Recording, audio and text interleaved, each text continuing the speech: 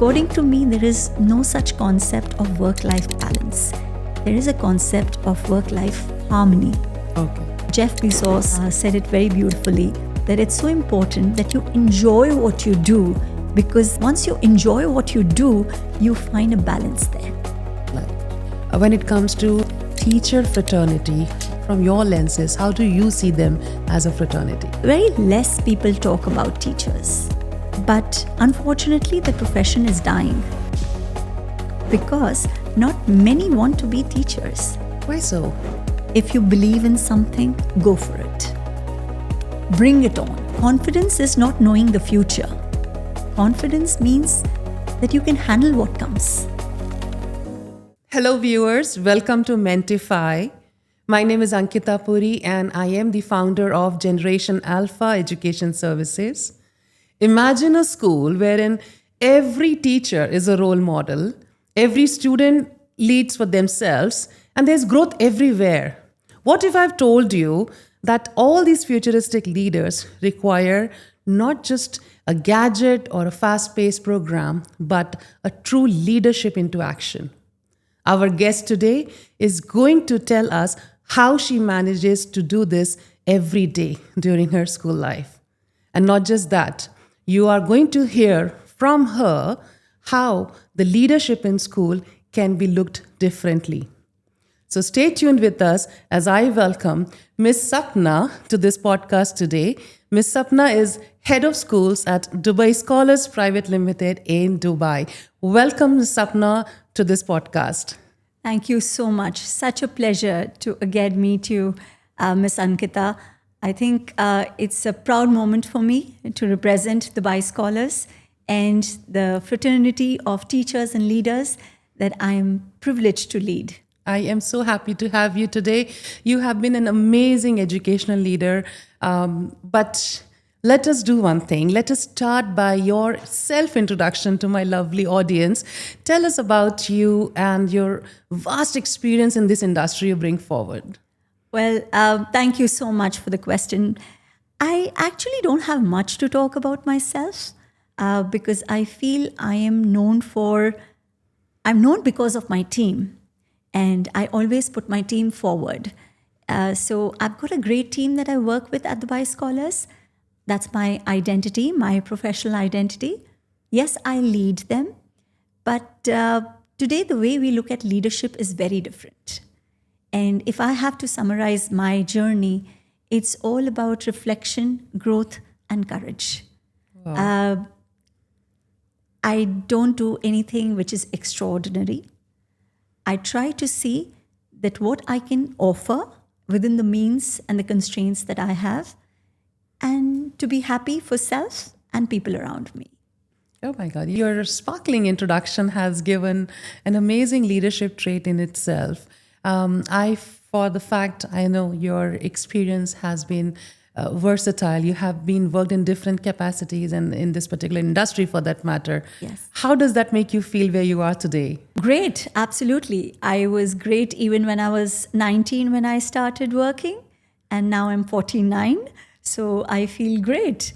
I've got a very unconventional professional journey. I've been exposed to different fields. And I think that has really helped me to be who I am today. Because I love to read, by the way, Ankita. So for me, there's one quote of John Dewey that said, "You don't learn from experiences. You learn from reflecting on your experiences." So reflection plays a big role in my life. I don't like to talk or dwell more on past, but I like sharing some incidents of my past that has helped me to who I am becoming. Very nice. And it has a lot to do with all the challenges and all the failures, because I feel every failure is a success story. Very beautifully quoted. And that reflects the poetic side of you as well. Oh yes. Talk about my flair for writing. I don't write now much, but while I was growing, my college life and beyond that as well. So before I stepped into the world of education, I started with my own website called More Power to You. Okay. and did a lot of voluntary service through that, and also practiced my flair for writing. My first book was on evening years.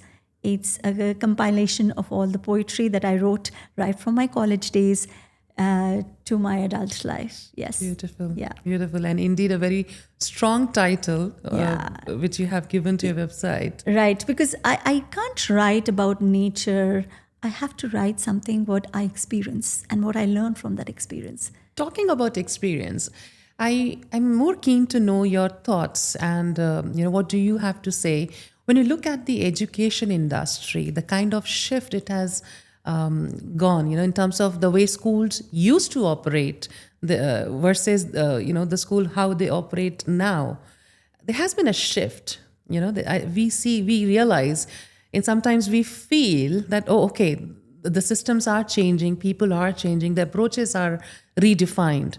Being a school head, leading a school setup, and I know you are into multiple other domains under the leadership role as well. What is your thoughts on this front for us to understand? Well, I think first thing I want to acknowledge on this platform is we're very privileged to work in UAE in the education industry.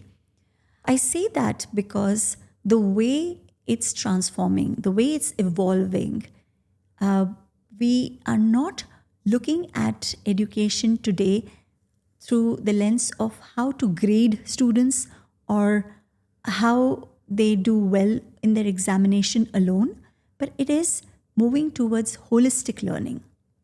And what we are doing, you might use different words, but you will find almost all schools having the same vision where they are shaping future learners, future ready learners.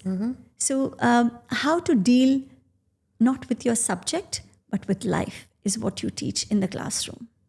Oh. So, the way things are evolving, I feel privileged. I feel so happy that I have an opportunity in Dubai and in Dubai Scholars. Dubai Scholars, just to let you know a little bit about it, it's going to be 50 years for Dubai Scholars next year. Oh, great. And quite a legendary absolutely, presence. Yeah. absolutely. So thousands of students passed out of this beautiful school that we have. When you enter our school, you won't find placards everywhere. You will find practices. You will see that in our children. If somebody asks me what's the biggest unique selling point of your school, I would always give it to our students and our teachers. I think the environment, it's a school with a soul. So I love that about it. I'm really enjoying the conversation here because you're putting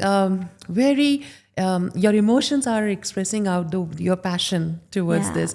And you just mentioned that when someone is in the campus, we see these, the teachers, the students around, and that brings me to, a very important point, especially talking about the education industry as a whole in this part of the world, in UAE.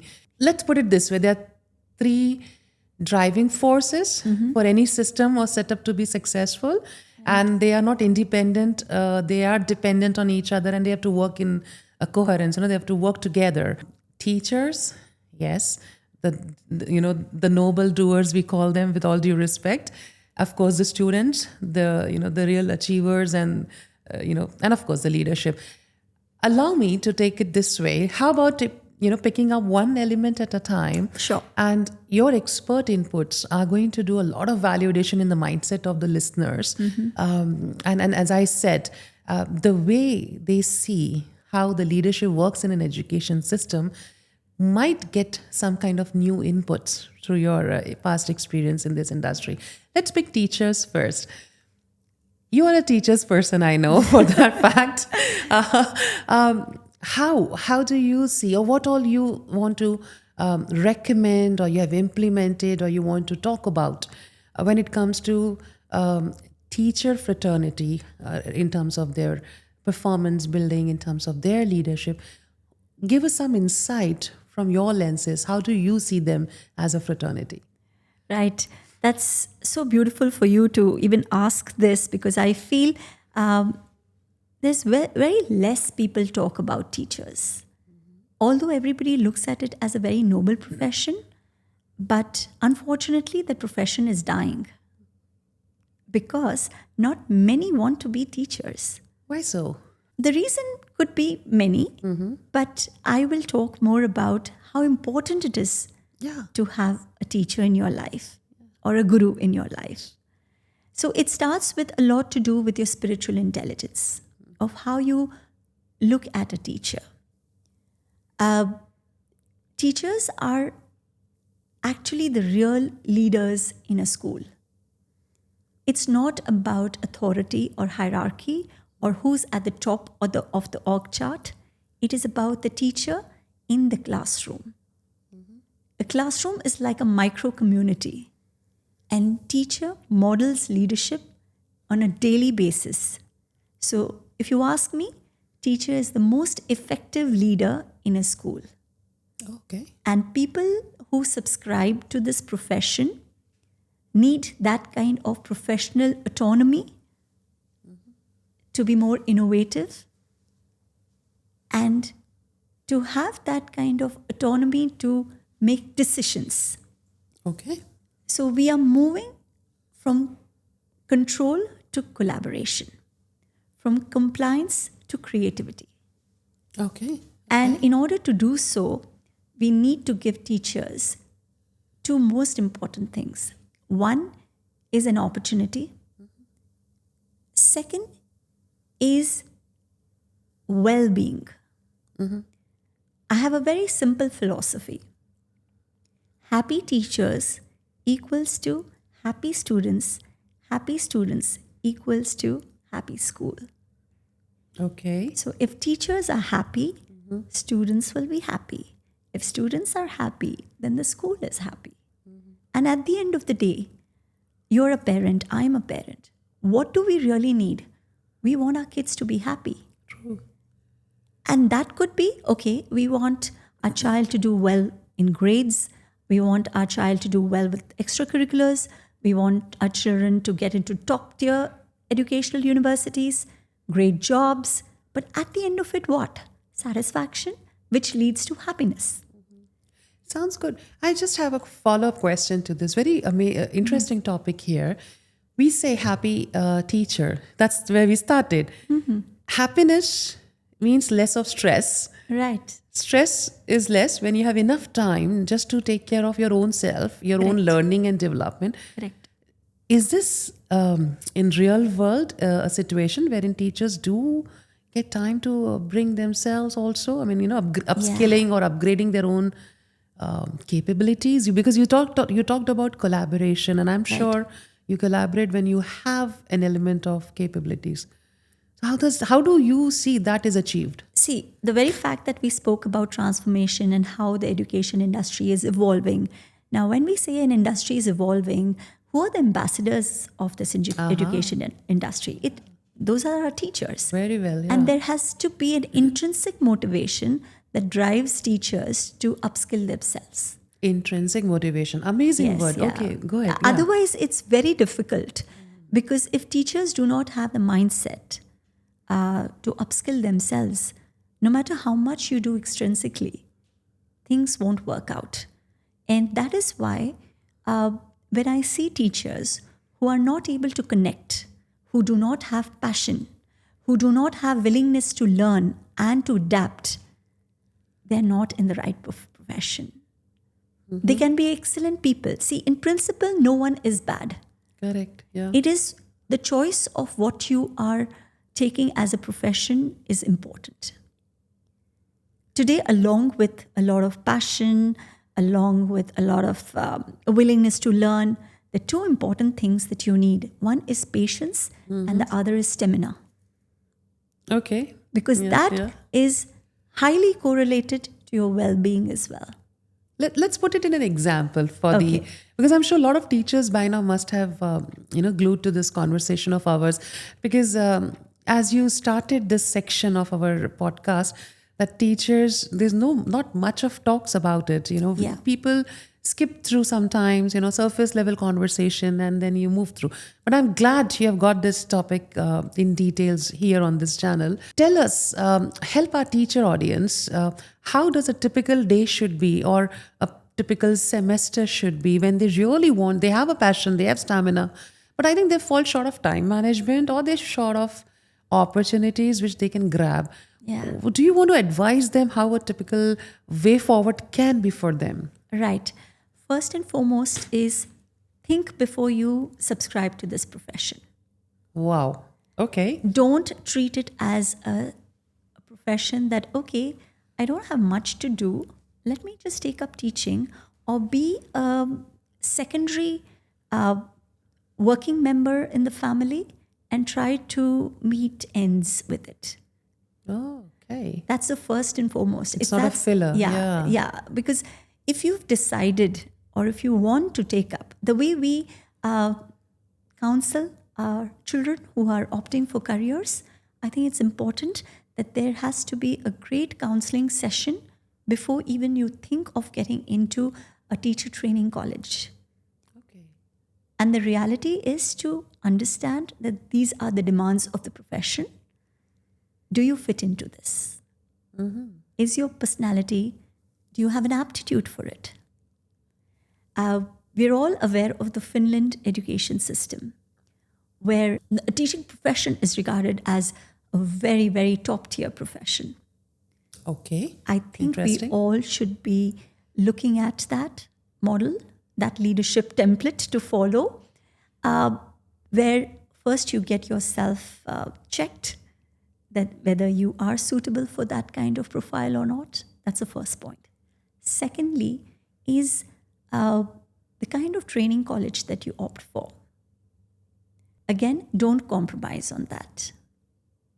Today, through technology and through AI, the way it's coming up, you have so much on your fingertips. Mm-hmm. You're already literate. You know how to read and write. Correct. Yeah. Now, it's that passion. Bring that intrinsic motivation where you upskill yourself alongside what you get to know. Map up your profiles with some great teachers and educators, and then see whether you want to actually get into that profession or not. Be very, very sure of what your goals are, because your goals eventually will be the foundation for all your children who you're shaping. Oh, that self-check is the Is start very, point. very important. Okay. Then what university you go to, how you kind of map up your profiles, what you do as an intern, choose the right schools where you get opportunities to grow as an intern, and take the profession very seriously. And do you think, in your opinion, again, I'm taking up opinionated inputs in this section. Do you think once they have done this selection wisely, and now they are in the system with a good school which has a progressive mindset, but they are bound to deliver, right? Yeah. They're bound to deliver the knowledge, they take care of the children. Where do they see themselves upgrading in the routine life? They want it, they are in this profession, they want to make a difference, which they're doing and attempting. But how do they grow? Where do a school should support a teacher there? See, the schools should have a great framework for teachers, their trajectories, their career pathways, which they can offer. But a teacher has to be very self-reflective again, Very and to nice. see again what she or he wants, and work out a roadmap to see where I'm heading to. What do I eventually want to do? And if you are clear, you can advise your students. So again, I come back to a point that you should be in a position where you choose your school. You might get it, you might not get it, but your learning is to you. Okay. In the first 2-3 years that you are, those are usually what we call the struggling years. Okay. But once you get the sense of being on the ground and understanding how you have to go about, please take care of your health. Okay. And when I say health, I'm talking about your spiritual, mental, emotional health. So according to me, there is no such concept of work-life balance. There is a concept of work-life harmony. Okay. Jeff Bezos said it very beautifully, that it's so important that you enjoy what you do, because once you enjoy what you do, you find a balance there. Right. So a teacher, if you are loving students and investing a lot of your time thinking, planning, smart planning, it's again about how you coach kids today, that Correct. you don't need to be a hard worker. A laborer is also a hard worker. What you need to be a equally smart worker. You need to be able to understand, what do kids need today? Why do kids need to depend on influencers? Why can't a teacher be an influencer? I'll give you an example. So at Dubai Scholars, we've recently started something called as Connecting Voices. Okay. We've just ran about 2 episodes Okay. where student leaders ask questions to school leaders. Okay. Interesting. And these are bite-sized videos, because we all understand the attention span and the way we It's swipe today. It's shrinking. Yeah. So instead of big videos or long emails or presentations, impromptu, teachers and leaders are speaking. They're speaking the language what a student wants to hear or could relate to. So these are just 3 or 4 minute reels, which they can browse through anytime, and they learn. It's a part of their learning, Okay. and it's on social media again. So students can look at teachers as influencers.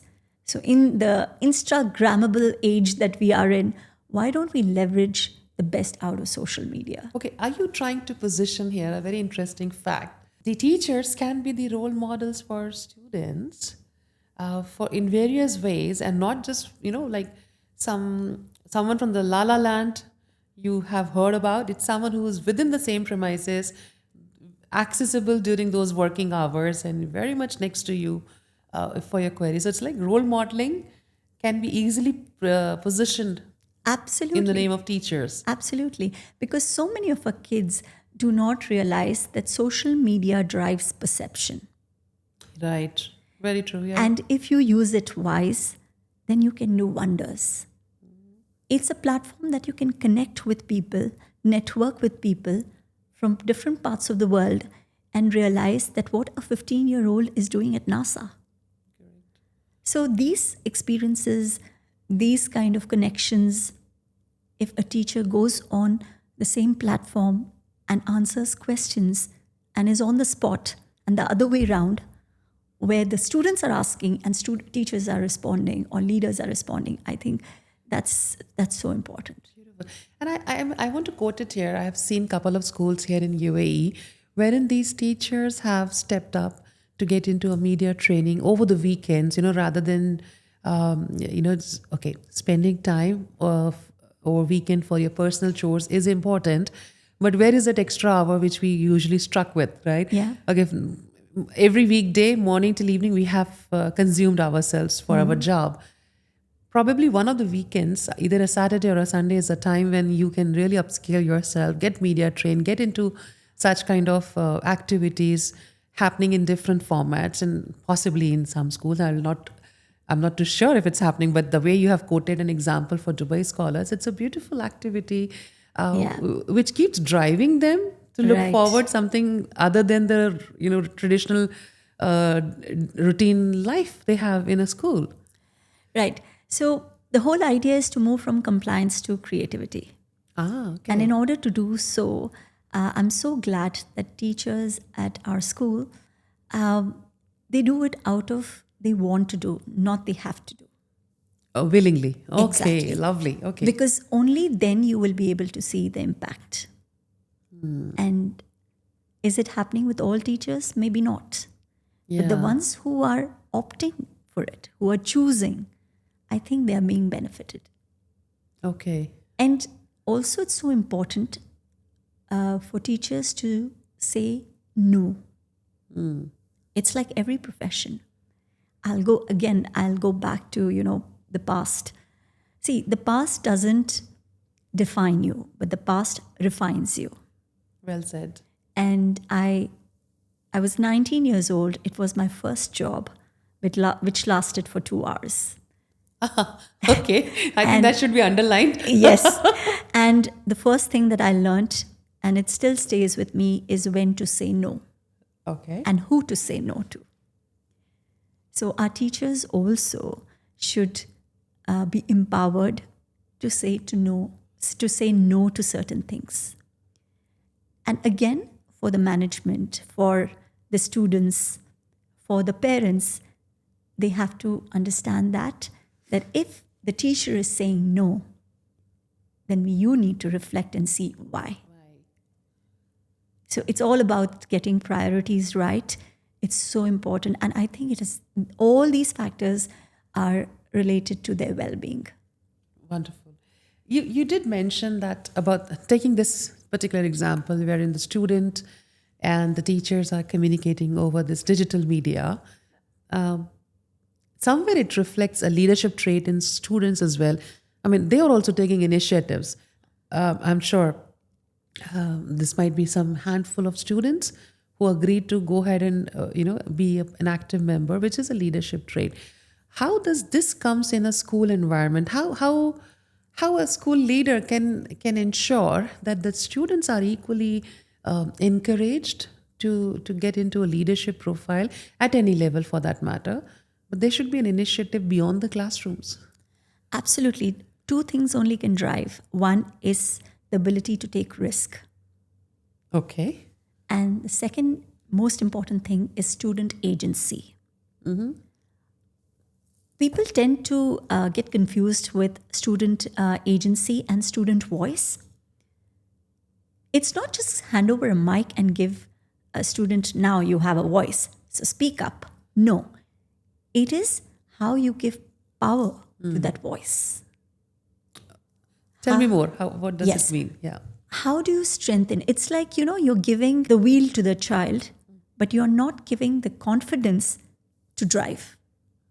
That means the skill set. Okay. Allow them to take risk. You take risk by allowing them to take a risk. At the most, they will fall. They will be dejected. They will be rejected.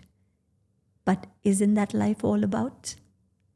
Shying away and thinking that the students might produce substandard work, and we're looking at perfection. There is the time we go wrong. Okay. We should look at progress, not at perfection. Okay. So that environment becomes conducive for learning when you allow them to fail. And then, as you said, reflect from your failures. And 95% of our initiatives at our school are student-led. That's a huge number. Yeah, right from negotiating with vendors, talking to the sponsors, to organizing, to handling. There's so many things that our students drive that it's obvious that we become dependent, and we should be fine to do so. At the end, maybe during an event, you won't find that everything was to the T. But you at least gave them a platform where they feel good about themselves, where they feel confident, where they have a story to say when they go further in their life. Okay. Like, I know for a fact when I started the student council, and I had a lot of pushback with the numbers, Okay. even from students. Miss, everybody can't be a student council member. Till date, I feel school is the only platform where students get an opportunity to trial and error when it comes to student leadership. Because by the time you go to university, you've already the personality, the formative years of schooling, those are gone, and your personality is already there. So what's the harm? Even if you have 150 members in a student council, great. I would look at it as equity. I would look at it as every child should get an opportunity. You're never know. I mean, you're just trying here. Out of them, maybe only 30% perform. But at least you're not depriving the others with an opportunity to succeed. Because in a school like ours, where we have 2,900 students, let's accept it. Not every child will be catered to the T.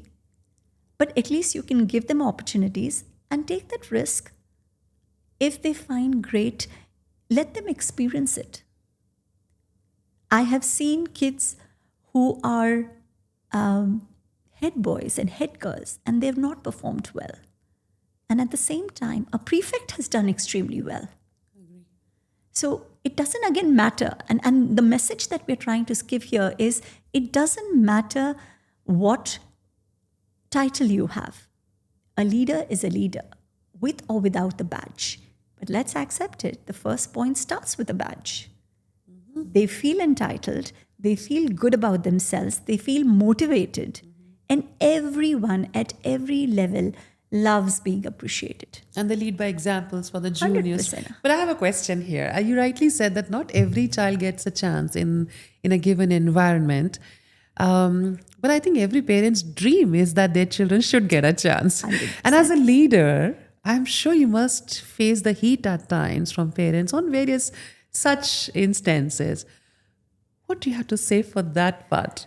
Well, great question, and it's not that it's a very rare circumstance that I'm dealing with when it comes to how parents feel that almost every second day, I would say. Again, I think the way I was talking about how teachers should opt for a profession, I think the world as a whole needs a lot of parental education. When I say that, I mean parents have to first and foremost is look at school and teachers as a part of joint upbringing that you are providing to your children. And I literally say that in your living room conversations, you need to reinforce the fact that a teacher is also like your second parent. And be reflective as a parent and ask yourself, have you been always 100% right in your parenting? I don't think that exists That doesn't in exist. reality. Yeah. Reality. So then why do you expect so much from a school or teachers? Everyone is evolving. No one is perfect. And no teacher or no school is operating where they want to target a child or not give an opportunity to child. When you're dealing with large numbers, it may happen that there is a slip up. It may happen that you know that there is your child who has the potential. There's no harm in reaching out. Okay. There's no harm in putting it out there and say, this is my child. My child excels in this. This is what I have. I think there is a spark.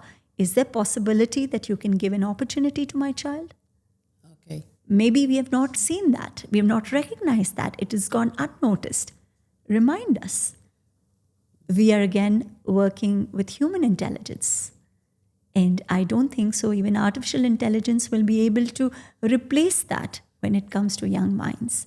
So it's so important that you step up as being a partner in the truest sense. And that's the parental education I'm talking about. Look at teachers and school as your partners. You've entrusted them. People on the ground are not monetizing this, are not commercially connected to this. They are doing a job out of choice. And just be reasonable. Come a midway. Both sides have to be reflective.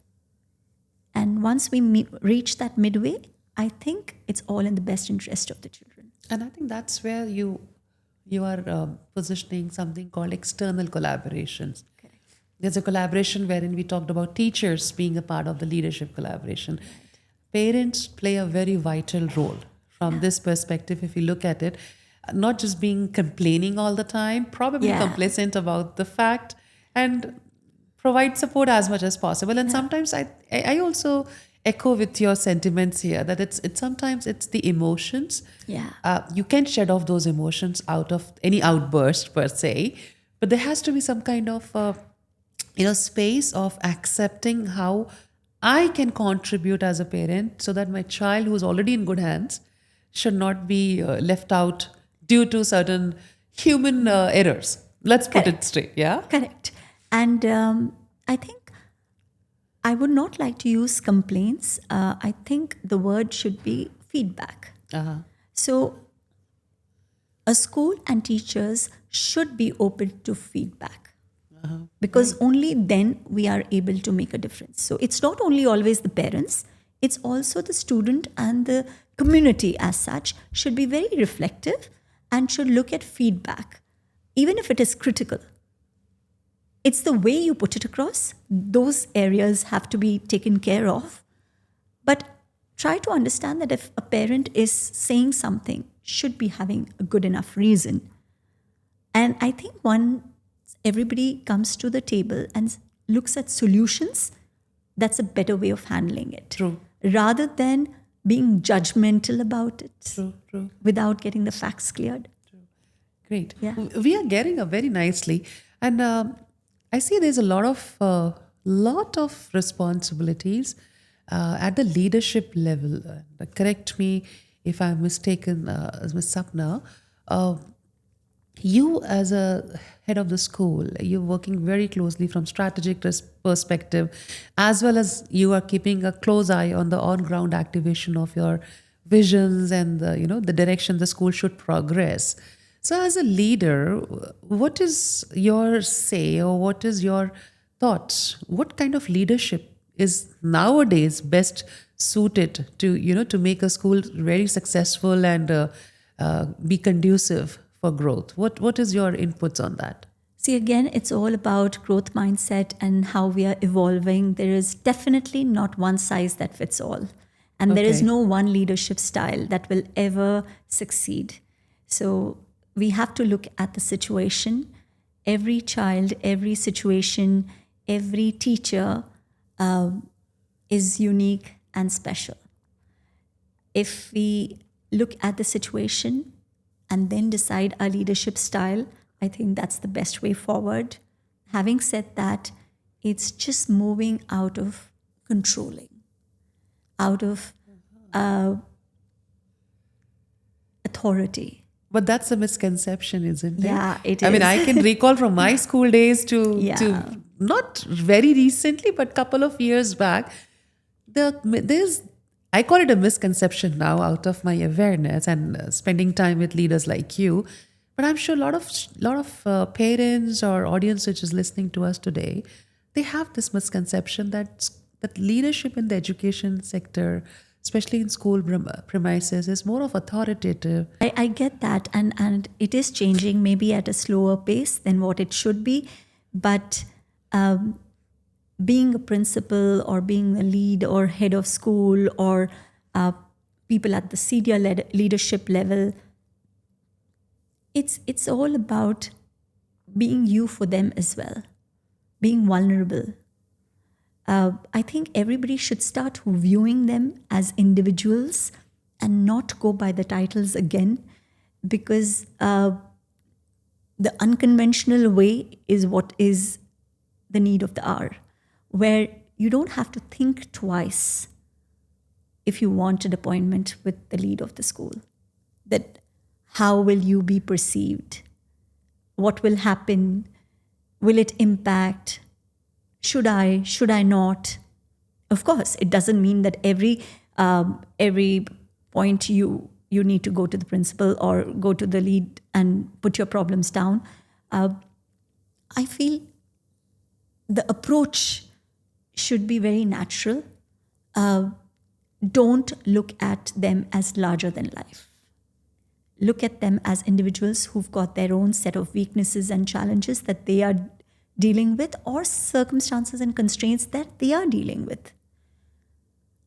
When we say open door policy, it should not be misunderstood that it is weakness. It should be understood as being approachable. Somebody who would listen to you, analyze it, get the facts right, and then deal with the situation with a lot of empathy. But at the same time, when you run an institution, there are certain boundaries that one doesn't need to cross. So again, everything is all about balance. So you don't need to go to the extreme like the way the traditional leadership was, where there is respect, where there is firmness, where there is lot of scope for conversations. I think that's the leadership everybody wants today. I think that's the mantra of today's Yeah. episode. I'm finding balancing is the key. Balance it, Is yeah, the key, 100% yeah? for everything. And like, I'll give you my own example. If Please. people think that you're confident or you're courageous, don't misunderstand that, because I have my own bad days. I have my own set of challenges. I might play a role, but I'm vulnerable too. And it's fine. It's absolutely fine for you to accept and for me to accept and say that I'm sorry. If it's wrong, be reflective. And even if I have to, apologize. I should be open to apologizing to even a student. There's nothing wrong about it. I think when we start looking at things and break such barriers, then we'll be able to have, somewhere. I won't say it will change overnight. Rome was not built in a day. So it will take some time. It has already started. And I think we are on that journey now where people are viewing leaders in a very different way. Amazing. Yeah. Brilliant. I know we are heading towards the concluding section of this interesting podcast, but I really want to hear more about the growth mindset which you mentioned in between the conversation. You did try to discuss out, but we got deviated to a different widened topic. I want to bring back the conversation to the growth mindset and how can this be achieved as a leader? What is your advice to other leaders who are listening to us today? How a campus, an institutional campus, can become driven by this growth mindset? Any advice for them? Yeah. So first of all, I don't see myself equipped enough to give advices to people as such, but I can again share my reflections of what has worked for me. Yes. Is again, always say, why not? Okay. Try. Don't stop yourself. If you believe in something, go for it. Bring it on. Confidence is not knowing the future. Confidence means that you can handle what comes. Very nice. So, to all leaders, you're going through whatever you are, be happy about it. Look at it as a privilege. Look at it as a responsibility and be accountable for it. Do not look at, if we are in a position where we are expected to guide a community, it's very important for us to maintain a balance between our emotional, intellectual, spiritual, and social intelligence. So all this we have to first discipline our mind and our thoughts. At the same time, enjoy and be vulnerable also about it. And just go with the flow. Don't go for being extraordinary. Great. Yeah. Great. Yeah. That's amazing. And I'm sure audience, you will resonate to this very fact of what Ms. Sapna just mentioned out. Leadership is not just a title, it is a vibe which we spread across the campus we live in, the people we deal with, and at the same time, achieving a conducive environment in an educational setup is not that big of a hoopla, how it sounds. It starts from small fractions, some small steps. We take one at a time, but we make sure, as Ms. Sapna rightly put across, the happiness is the key, and that can only be achieved when there's a balance being maintained across different levels. Thank you so much, Ms. Sapna. This had been a very good conversation. I must say, very insightful. Your reflections and your experience was quite well displayed in our conversation here. I, for myself, was with you in your examples, vouching for the instances which you have narrated, and I'm glad that you could make it up for us today. Thank Very, you. very Thank you happy to so have much. you. I enjoy conversations. I'll be honest about it. So I was looking forward to it. And I've known you personally, Miss Ankita. Uh, you inspire me a lot. And You've been thank you very for this kind. opportunity. And to all your viewers, just enjoy life, be happy, because if you're happy, you can make others happy. Thank you so Thank much you. and been very kind. Thank you. I wish you a good day. Thank you so And much. thank you, viewers, for watching us. If you like this video, don't forget to like. Thank you so much. Good day.